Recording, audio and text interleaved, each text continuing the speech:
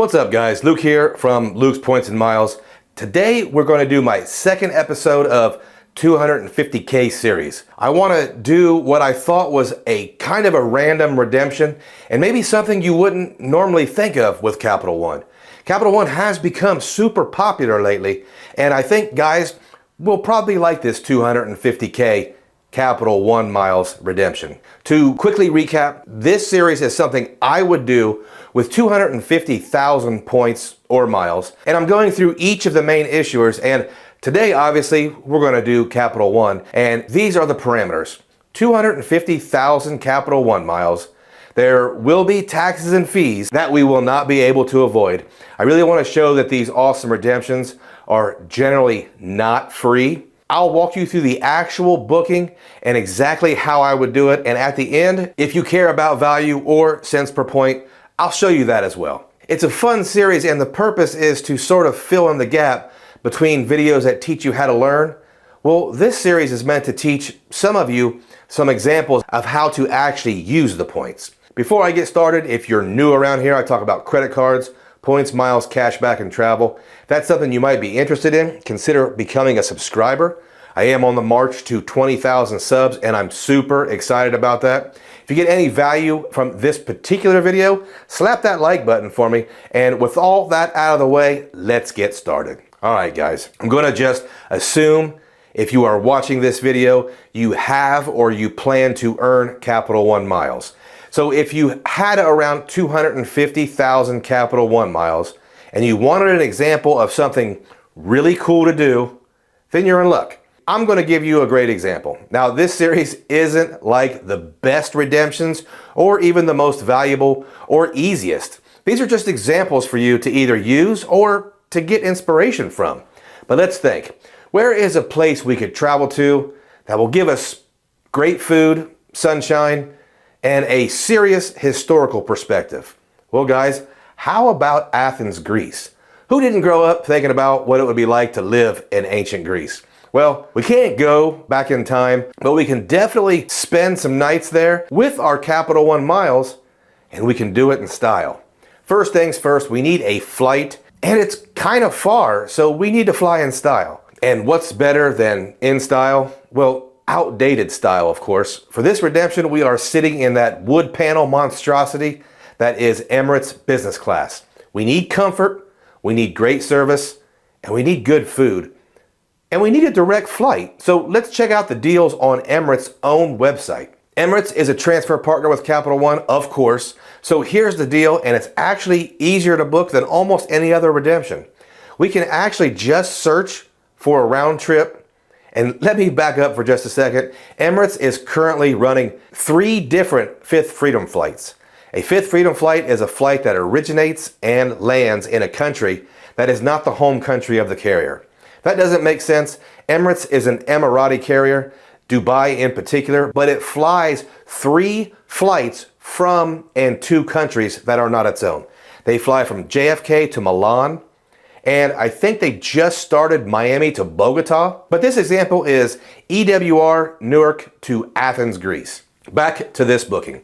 Remember to select Classic Rewards, and for this one we can just select our dates. That's going to be in April. I'm sure Greece is really wonderful in April, but it's also before the summer surge.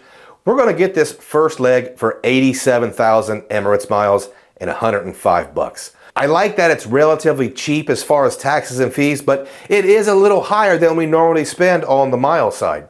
I'm okay with it because I really want to experience this carrier. And I mean, listen, Greece is awesome.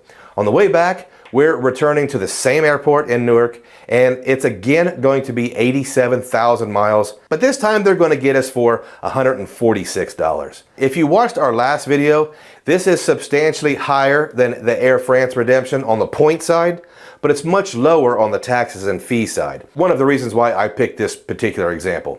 To sum things up, we are spending the majority of our miles, $174,000 just on the flights. That'll be important here once we start looking for hotels. And we're also forking over 251 bucks. I can live with that. I'll also compare the cash price of these flights later in the video. So that was a fairly painless redemption. I know I always heard the following advice when booking trips to Greece. Just book the cheapest flight to Europe and then fly to Greece. That's not bad advice, but boys and girls, this is a direct flight, so we're going to save our most precious resource, and that's our time. We need a euro and we need it like now. But do we have an issue? We spent 174,000 miles on our flights. That only leaves us 76,000 Capital One miles left for a hotel. Luckily, we have some options. The first thing I looked at was the Capital One partner, Wyndham. I really like Wyndham properties, but unfortunately, we didn't have any options for this trip. We're staying 7 nights, and our Wyndham option was 30,000 points per night. So what do we do in this situation? Sometimes we need to go unconventional. I searched the Capital One portal and saw some really cool options.